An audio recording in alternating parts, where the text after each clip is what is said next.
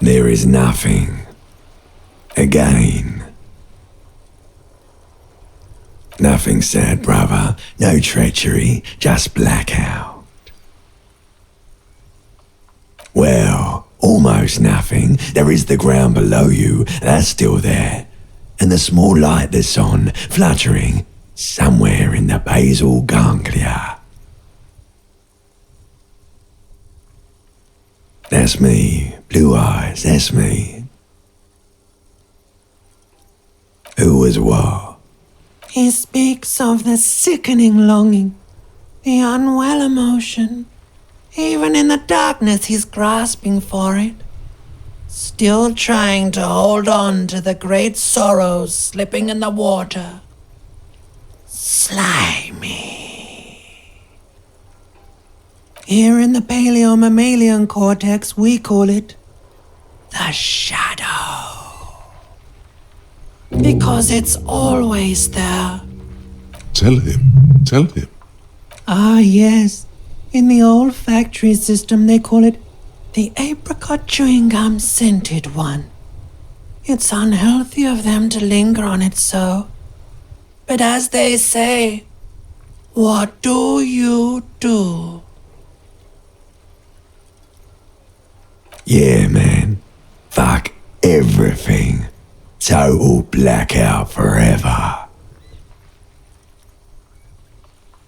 Bloated corpse of the past resurfacing. Don't prod at it. It will start moving again. There is no Voyager Road. There are no roads, no houses, no lights in the windows. It's all on pause. Yeah, man. What was that about? You think they would let you? Until you disintegrate into biomolecules? No. Someone is breathing on your face now, inspecting your pupils, stupid idiot.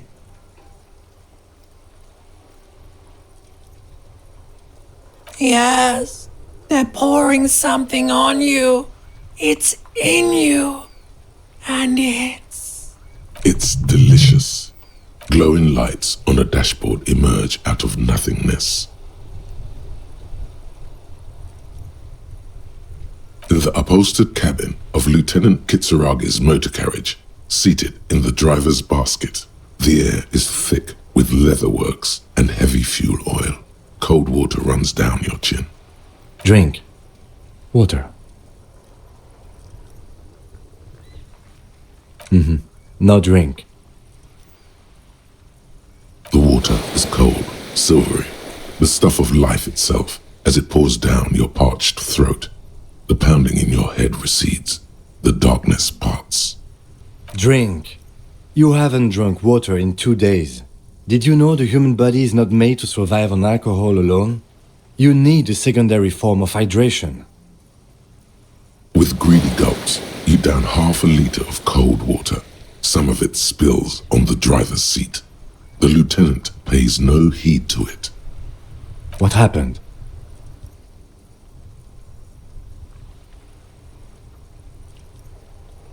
There was a call on the shortwave. Officer passed out in Martinez. I had a feeling it would be you. I'm glad I got here in time. I don't know. It could have been quite a while.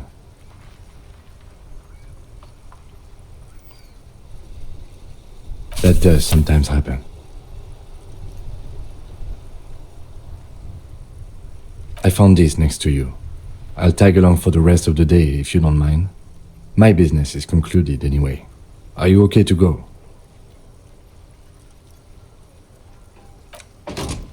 Good. The Ledger of Failure and Hatred is a special item that can be used both as an interactable and a tool equipped in your held slot for skill bonuses. Find it under the Tools tab in your inventory.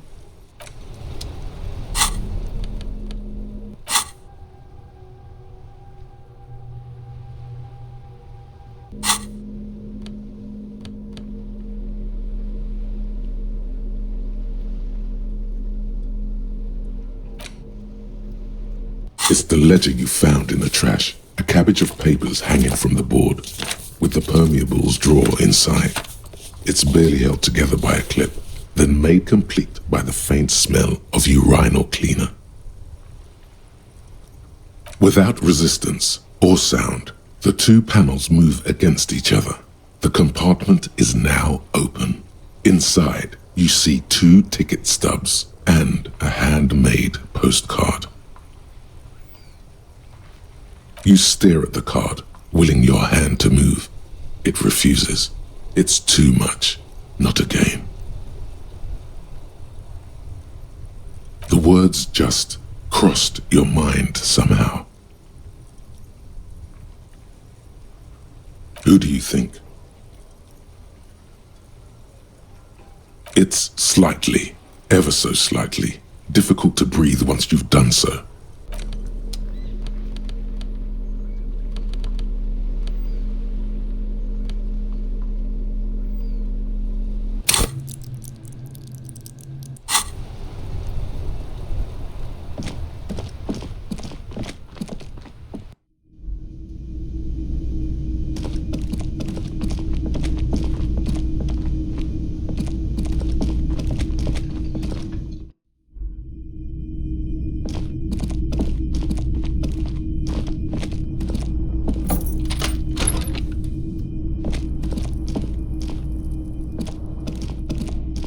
A mirror hangs on the bathroom wall. In it, your face, adorned with the expression.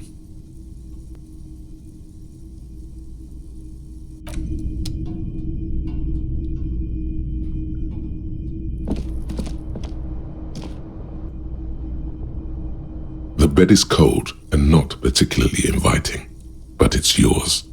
The sheets look awful. The option to go to sleep becomes available every night after 9 p.m.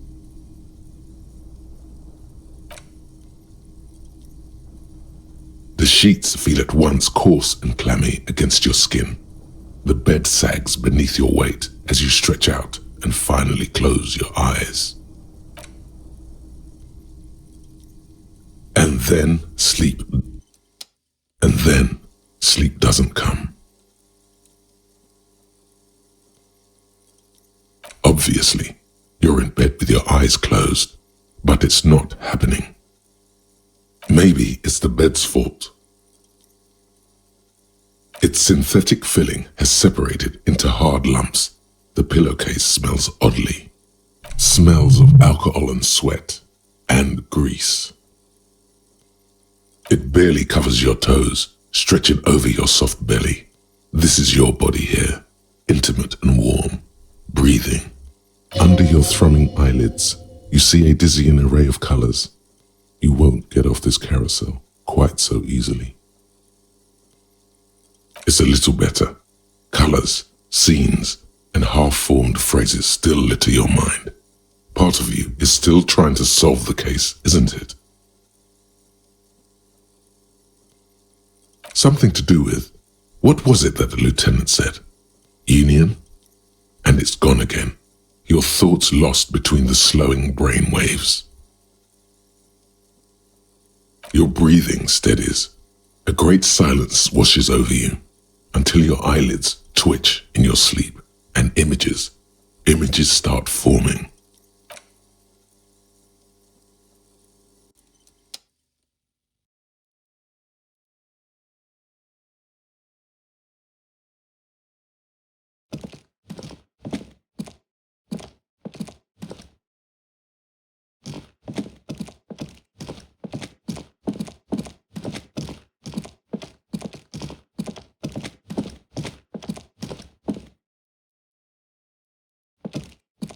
Do you remember the scent of your childhood? What it says on the can, Harry. Answer the question. Do you remember your wife's hand on your face?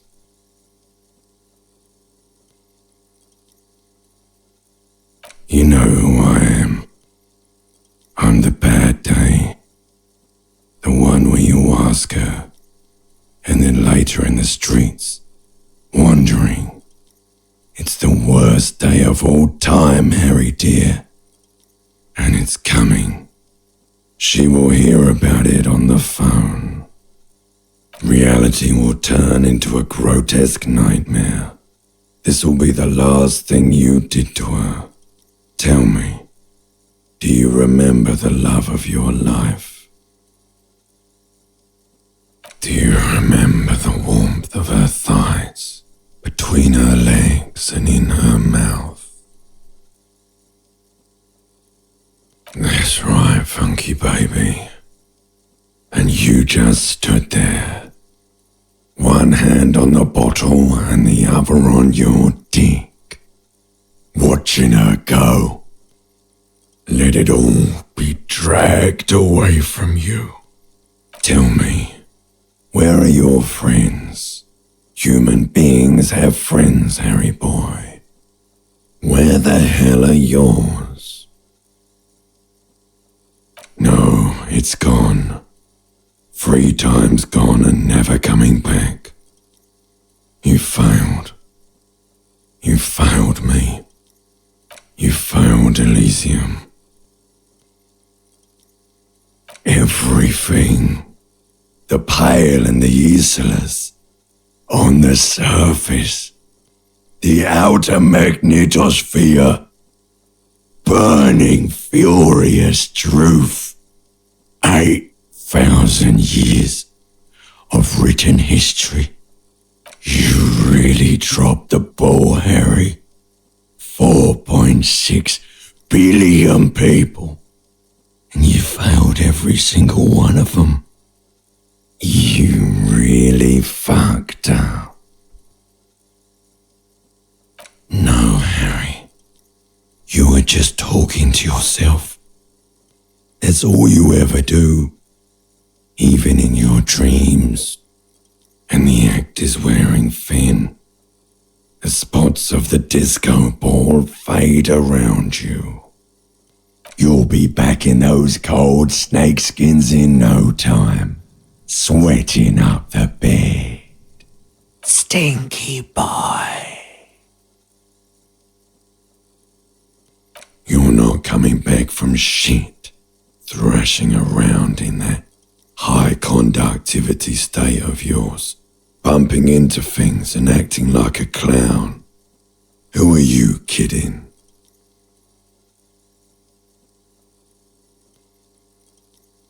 You're trying to what? I can't hear you. This is just a word dream now. Jumbled up garbage. The pictures are gone. The bed rises to meet you. A thin, sleep-like state.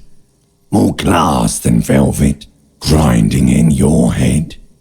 So something is wrong. Sleep shouldn't be this bad, this dry, this unnourishing. There's something wrong with your thoughts. Some kind of new type of hangover. Oh yes, party boy, and it's worse than the one before. Just think of the shit you saw. Here it comes too, so soon already. A silent alarm goes off in your head like clockwork, barely let you sleep at all. Time to get those clothes on, Harry. Time to go to work in the shit factory.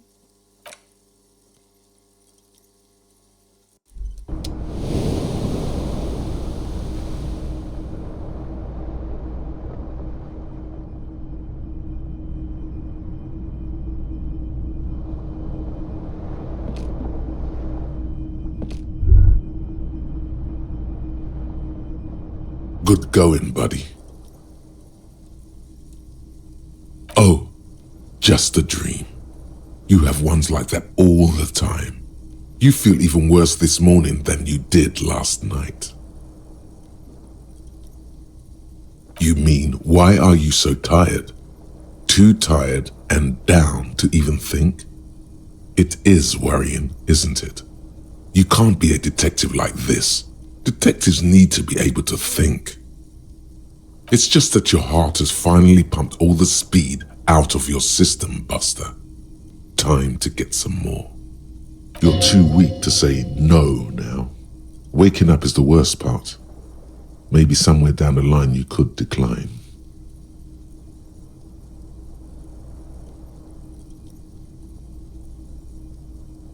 Speed is a potent central nervous system stimulant. It kept you propped up all day yesterday, despite your debilitating hangover. How else did you think you even got up from this floor? It's power, man. It's professionalism. It makes you feel like you're young again and ready to detect, ready to go to war against the world. Of course, Martinez is speed central. You just gotta poke around, follow your nose. You and Speed will be happy again. You will make her come home. This time, it will be different.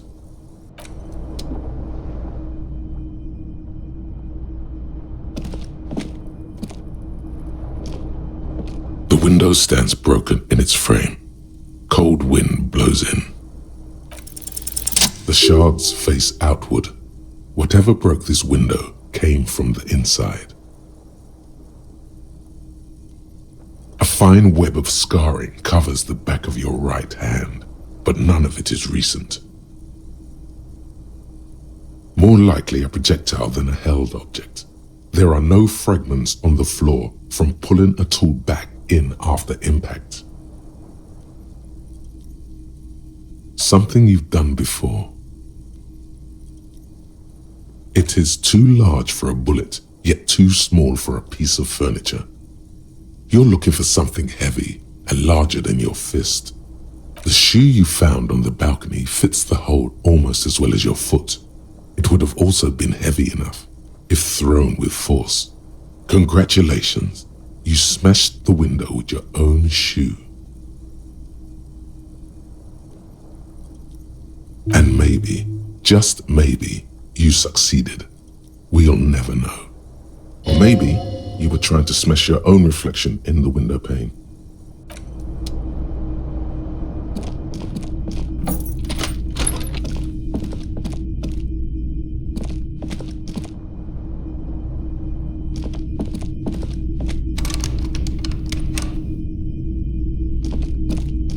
The door is closed.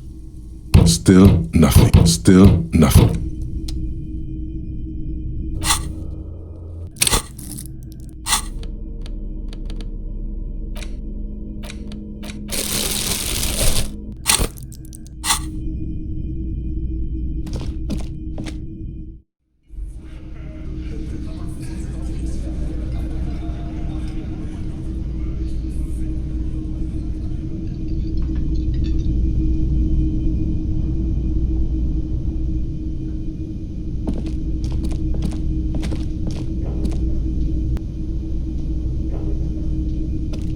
Morning. Looks like we can get to work at once. The Union muscle turned up. They look rowdy. We should talk to them. I mean ungovernable. Martinez isn't exactly enthusiastic about the RCM being here. They prefer to be policed by the Union. These men here. Men who drink beer for breakfast? There's talk of an armed wing of the Union called the Hardy Boys, who are responsible for state policing. I think it's them. Everything points to the Dockworkers Union. The belt used for hanging him, the circumstances in Martinez, my preliminary information. Which may, of course, all be wrong, but we still need to talk to them, and it won't be easy. I completely forgot. Sorry, I had a rough night's sleep. It's them by the looks of it. Loud and nasty, just like the manager said.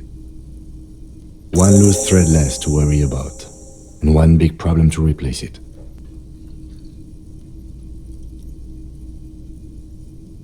That would just escalate tensions. No captain would sign off on it. Solving one murder isn't worth a conflict between the RCM and the Debarders Union.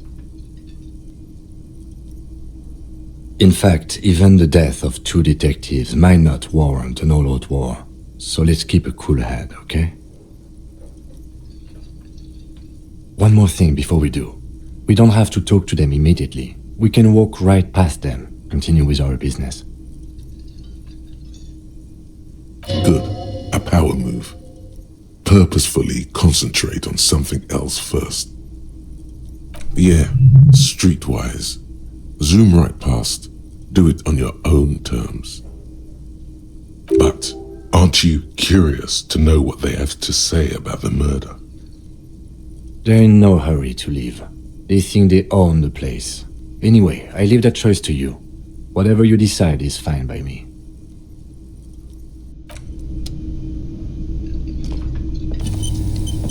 Can I help you?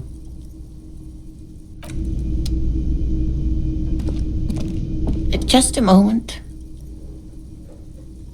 She's agitated, judging from the way she keeps pulling at the frayed edge of her blanket. And there's no public phones nearby? The closest phone booth is down the coast. Sorry for the inconvenience, ma'am. It's fine, I understand. Thank you anyway. I'm glad to see you again, dear. Oh, please don't trouble yourself about me, sweetie. I was just hoping to make a call, but the Whirling's phone line isn't working. The union office probably has a phone, but I can't really get there. Or to the phone booth down the coast. And Gary's phone is dead too. The manager was vague about it. Why would he be vague about phone problems? This is something to look into later. Ask God, maybe. To let the young woman who's house-sitting for us know that we may be delayed. Morel, my husband, and our friend Gary were supposed to get back by Monday night, but they're still missing, and I haven't heard from them. I was also hoping she'd heard from Morel. That's just it. This isn't like him at all. He always plans his expeditions so carefully. But you have more important things to worry about. More important than a missing expedition? I don't know. Expeditions often lead to something interesting.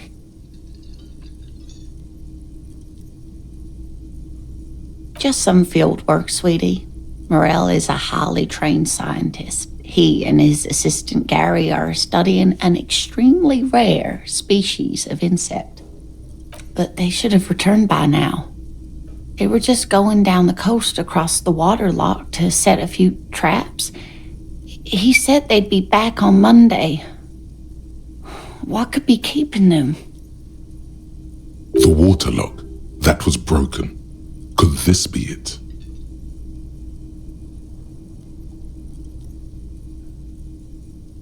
Oh, sweetie, it's nothing like that. Gary's as loyal as they come. I trust him with my husband's life any day.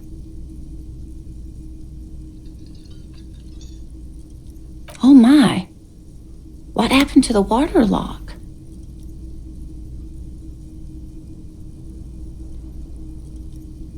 Oh, sweetie, if it weren't for you, I'd be looking forward to another sleepless night. Thank you from the bottom of my heart. Thank you both.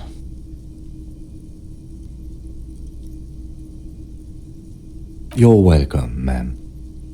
I hate to ask, but if your investigation takes you to the other side of the coast, please do keep an eye out for my husband. This will surely lead to a cryptozoological mystery with that extremely rare insect. Yes, some left-field scientific research is exactly what you need right now. Funk up that vanilla murder investigation. And if you see him, let him know Lena is waiting for him here at the Whirling. He gets so tangled up in his work that he may not know the water lock's been repaired, and it's cold out there.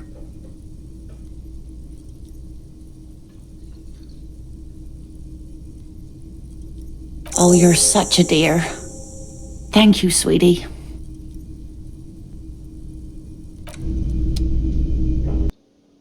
Oh, hello, dear. There you are again. Oh, yes. A zoologist. A cryptozoologist, to be more precise. It's a pseudoscience that attempts to legitimize research into mythological beasts and urban legends. That's one opinion, yes. And people are entitled to their opinions. She's used to playing off such insults casually, but they still affect her. My apologies, ma'am. I did not mean to undermine your hobby. It's not a hobby, dear. It's a subfield of zoology, one specializing in animal species that are so exceedingly rare that many assume them to be extinct or even fictitious.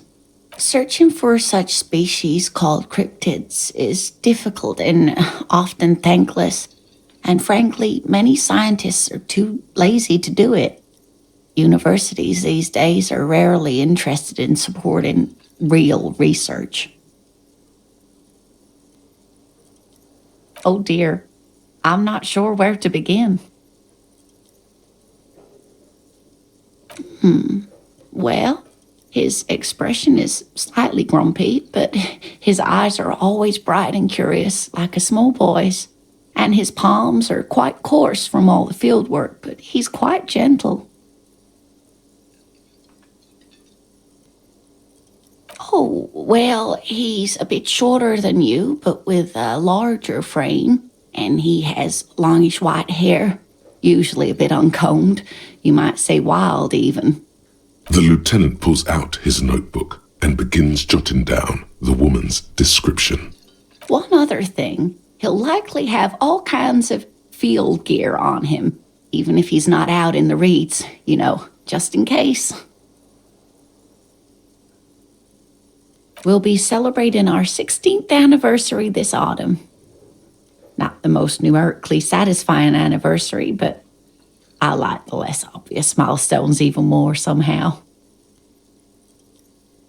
Via dating agency, I'm ashamed to say. I was looking to get back into the scene after recovering from my accident, and he'd just divorced. We hit it off, and, well, here we are. She's skipping over some important parts. Perhaps you'll find out more later. I hope I've been useful.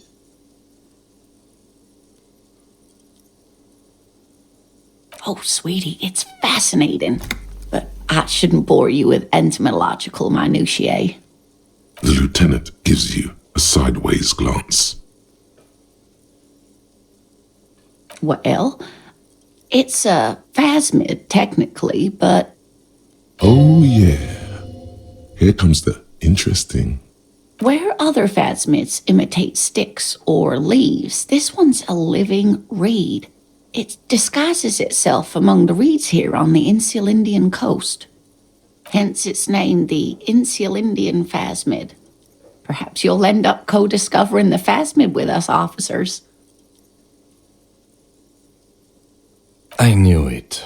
We're gonna be chasing made-up insects with cryptozoologists. It's not made up, officer. I can assure you. It's simply elusive, so much so that most establishment zoologists doubt it exists at all. Well, some teenagers making out in the reeds saw one. They didn't know what it was, of course, but there was a brief article in a local newspaper about their encounter with a ghost insect that looks like the reeds. Gary sent us the clipping. Of course, most phasmid sightings turn out to be false alarms, but their description matched the Insulindian phasmid perfectly, and they didn't even know what they were looking at. Enthusiasm has wiped the worry from her face. Her eyes sparkle behind her glasses. I suppose I have something of a personal connection to the Insulindian phasmid. All scientists have their little hobby horses. Not at all. Why else would it hide itself so carefully? Oh, I doubt it. No one gets into cryptozoology for the money, sweetie. Yes, it can blend in almost perfectly among the reeds. It's how it stayed hidden all these years, centuries even.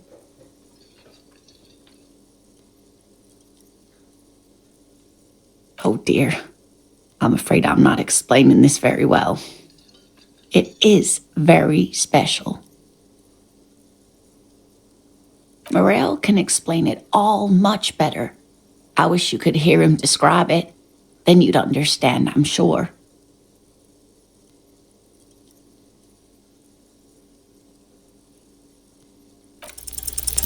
There's really no point in manipulating anyone. She'd be only too pleased to tell you about her work. Go on and ask.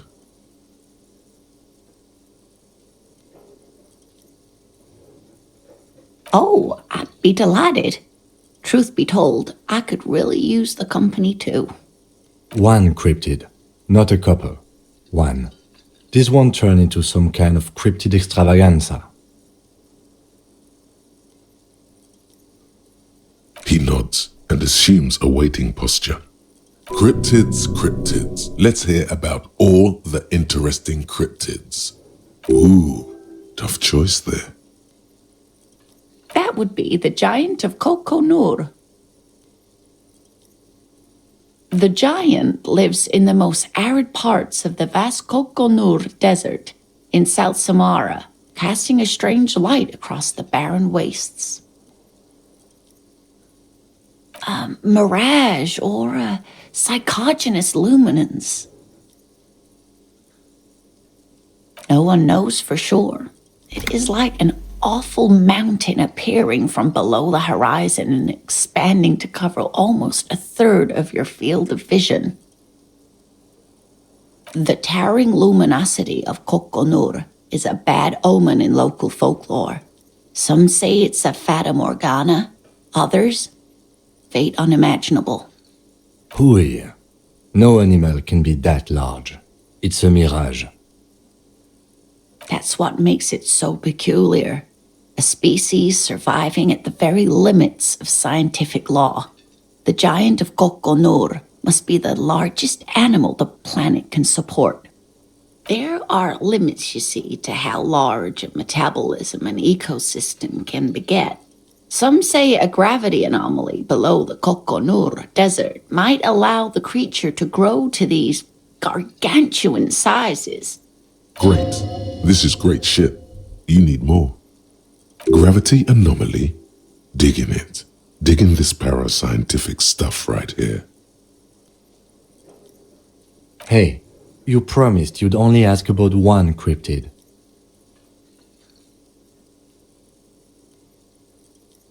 He nods approvingly.